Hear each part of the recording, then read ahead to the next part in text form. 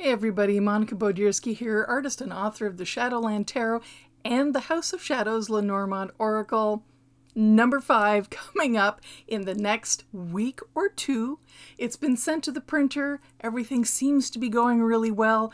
And I am so thrilled with the amount of pre-orders. Thank you so much. And thank you for your patience for those of you who thought I was already throwing them in the mail. I appreciate your patience. Okay, so we're talking about Lenormand today. I hope you had a great week. I hope you're having a great month. And, you know, there's a lot of stress out there. We are still in a pandemic, and I think it's a good time to turn inward if you have that luxury, if you can take the time out and you can look a little bit at your situation. You know, people have said it, and it's true. I do tend to look at the silver lining in everything, but it's a good time to hit that hard reset button, I think, for all of us. And yeah, well, when I'm taping this, we are cruising right into the dark half where we can actually notice it's dark. That starts happening after June 21st and the solstice. Days start to get a little shorter, but all of a sudden, in the northern hemisphere, at least here, it seems to sneak up and bam, it's dark at 4:30. Okay, I won't talk to my Nordic friends about this. They are probably laughing, thinking, meh, spend 6 months like that. So, here we are. It's a time when we can start to look inward at those shadows. I do this all year long, but it's a particularly good time, I think, to get a grasp on those things that we don't normally look at.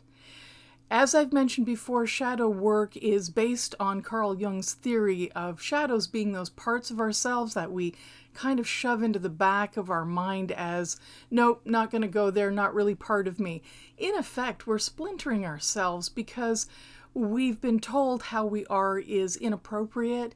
Maybe you've been told you're too loud, you'll never make a living as an artist, or, you know, woo isn't real. You know, whatever you've been told. It could be about your gender identity or your sexuality.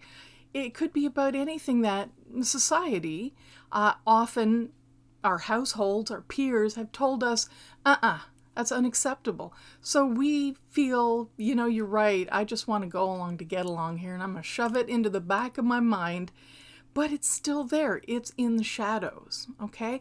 So when we look at those shadows, it isn't about shaming ourselves or feeling really poorly about who we are and going, yep, that's me, total loser. No. It's about accepting those parts, maybe not seeing ourselves as victimized, but, you know, there's a whole process of grieving when you reclaim parts of yourself, I think, that are perfectly normal. We kind of have to. We need to feel kind of bad for ourselves and then move forward with the healing. But these are steps towards healing and integrating ourselves. And they're difficult, and I suggest you seek professional help if you've suffered from real trauma that makes this kind of work triggering. You know, I always tell people to seek professional help if they have issues that are not something that are minor. And that's only for you to determine, not me. I can't look on the outside and judge if it's a minor issue or you should really get help. I think for most, the understanding there is if it's causing you difficulties in your life, you should seek professional therapy. So, on the lighter side of therapy, a lot of us turn to self-help through divination and cards. There is absolutely nothing wrong with that. It is not replacing any professional help. It is supporting it. And you're supporting yourself, okay? We'll assume that you're grown people and you know when not to use cards as replacements. And let's look at some of my Lenormand cards, because this week I'm going to answer a question that a lot of people have been asking, and I'm sorry I've fallen behind on my answering your questions. But why the extra cards in the House of Shadows as she looks around for the box? the House of Shadows Lenormand. Every edition I put 6 new cards in each edition. And I've mentioned this before, I do it for very real reasons of their limited editions. Once that edition is gone, you won't be able to find those cards again. It lets me know what edition you have. And it allows me that really crucial room for playing. And play should not be not taken seriously, for lots of very complex people and minds need play, okay? So we need to take a look at some of these extra cards maybe, because the question was, I don't get it. Why are there extra cards, and were 36 not sufficient? Of course they were. The system is perfect the way it is, okay? That's got nothing to do with it. It's not one of those, if it ain't broke, don't fix it things. It's more, hey, what else can I add to this so I can get more out of reading and offering my clients better readings? Because symbols are concepts. They're helping us with abstractions that we might not be able to understand otherwise. So that means that there are all sorts of abstractions that maybe aren't that direct with the other 36 cards. They may be, and maybe you don't need anything extra, and that's okay. You know what? You can still use the deck and peel out those 6 cards. There's no Lenormand police here, okay? The last edition, the 4th edition, which is sold out, okay? Let me just grab a card and show you how it works. So this is a standard card, even though the way I draw them, not so much, because I'm putting action in my Lenormand cards, also as context. I have clouds, okay, and the clouds are about confusion, rain, confusion, anxieties, really uncomfortable. And a lot of professional Lenormand readers will do the grand tableau or larger spreads, and depending on where the clouds fall, before or after, I mean, it can be a very complex system. It will talk about anxiety coming, anxiety going, anxiety from your past or future, what's on your mind, and in conjunction with other cards. It's a great system that way. There's absolutely nothing wrong with this. My extra cards. Let's say you pull the anxiety card, and let's get one of the extra cards here. It is the harvest card. So the extra card is harvest, and I've written a little bit in that PDF file as well as the print in the booklet with the deck about harvest being looking at what you've accomplished. So if you're asking a question and the answer is there's an anxiety issue here or confusion, then this card is offering an answer as to what that confusion is about. It would be about what you've accomplished.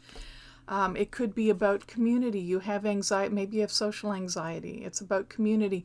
You're worried about community. Shelter, you're worried about your shelter, your personal space, your environment, your physical shelter, your emotional space. Maybe you're an introvert.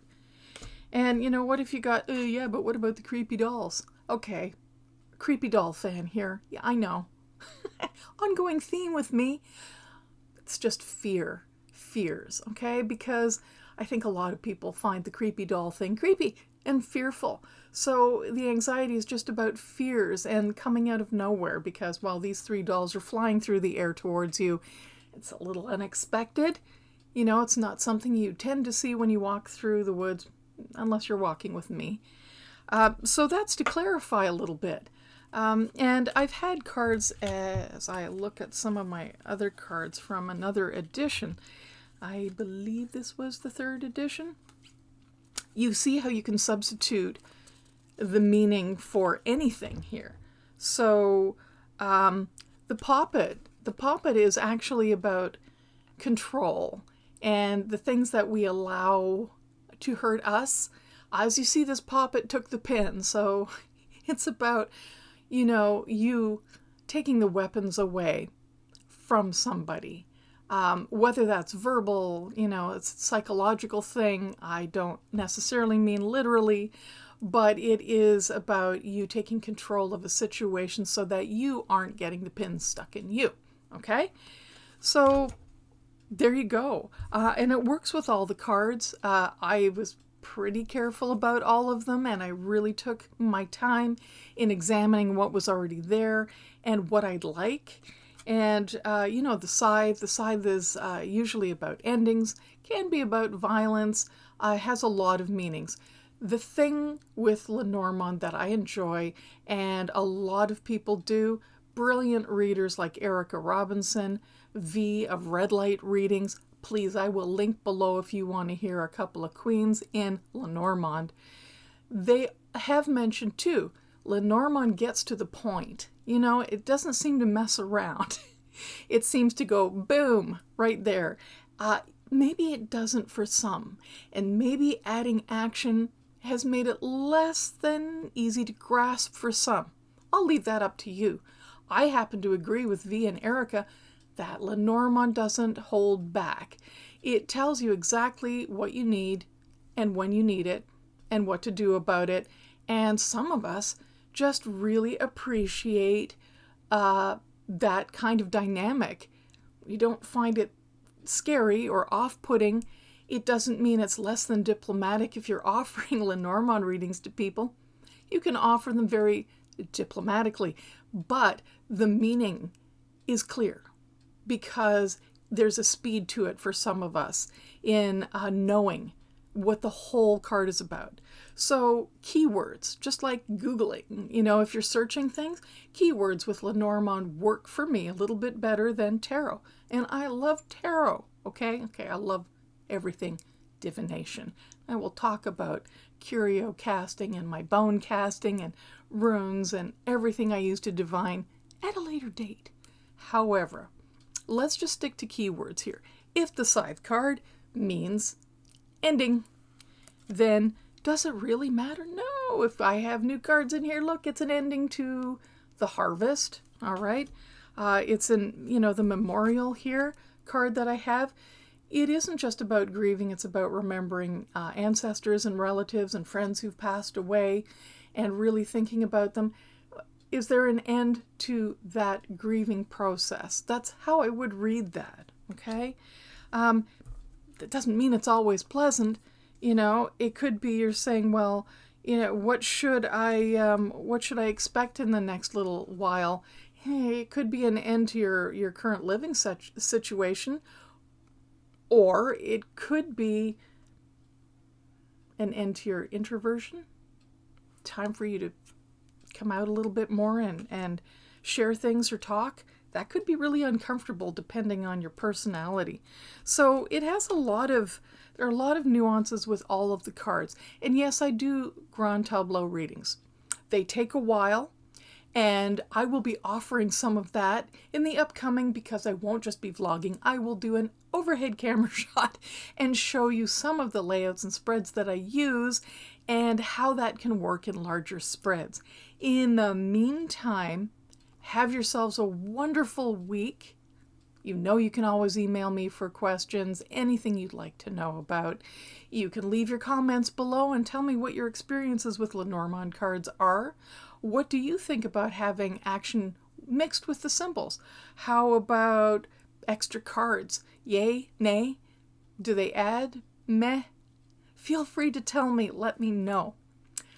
I'm going to do one more thing. Just when you thought she was going to wrap up. What's your week going to be like?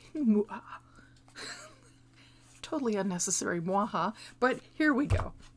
Yeah, the clover. This card is saying your upcoming week is going to be especially lucky. I think we've already witnessed a little bit of that. Let's ride that luck out. It looks like it's going to be a wonderful week for everyone, so enjoy. And I will see you next time. Bye-bye.